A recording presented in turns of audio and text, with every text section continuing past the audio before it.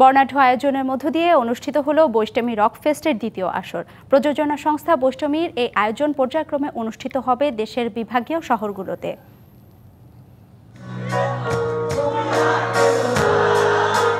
Rock metal সঙ্গীতের এই আসরে অংশ নেয় আর্ক, কেইচেন ও হাইওয়ের মতো ব্যান্ডগুলো।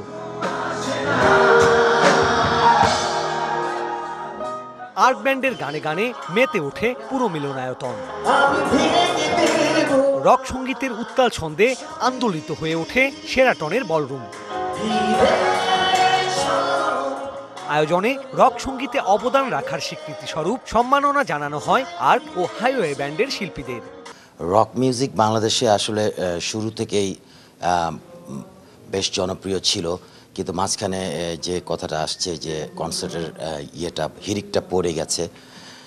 এখন বৈষ্ণবী যে ইনিশিয়েটিভ নিয়েছে তাতে আমি আশা করি যে বাংলাদেশের রক মিউজিক আবার পুনরুজ্জীবিত হবে এবং অনেক দূর এগিয়ে যাবে। নিজের মনের অনুভূতিগুলা জাস্ট প্রকাশ করার চেষ্টা করেছিলাম, কিন্তু এখন হচ্ছে যে নিজের মনের অনুভূতিগুলা যেন মানুষ রিসিভ করে বা মানুষের সমাজের বা সোসাইটির বা যুব সমাজের স্পেশালি বিভিন্ন সমস্যা তুলে ধরার চেষ্টা নিয়ে এখন এসছি। আশা করি সেগুলা সামনে আপনারা দেখতে পাবেন। শিল্পী কামরুল হাসান নাসিম ও তার ব্যান্ড কেইচেন গানে গানে ছড়িয়ে দেয় দ্রোহের বার্তা। তো খুবই ভালো উদ্যোগ। নগদের কাছে সব গ্রাহকই প্রিয়, তাই তো সারা দেশে ক্যাশ আউট চার্জ সবচেয়ে কম। আজকে জানতে পারলাম যে এবছর তাদের যে 8টা কনসার্ট সেটা তো হচ্ছে 2 নাম্বারটা হলো, এবং যারা অংশ নিচ্ছে তাদের সবাই কম বেশি বাংলাদেশের মানে রক মিউজিকের শ্রোতারা খুব ভালো করেই চিনে।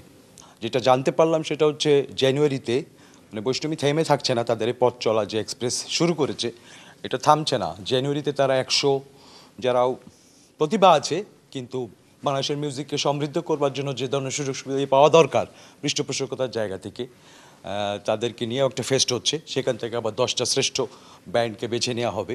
সাদা কালো, সুরঞ্জনা, দান্দিক বস্তুবাদের মতো গানগুলো মুগ্ধ করে শ্রোতাদের।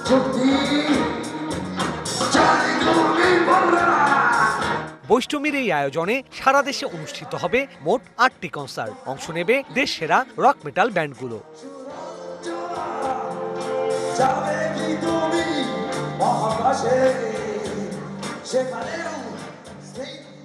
Sourav Appa, BBC news, Dhaka.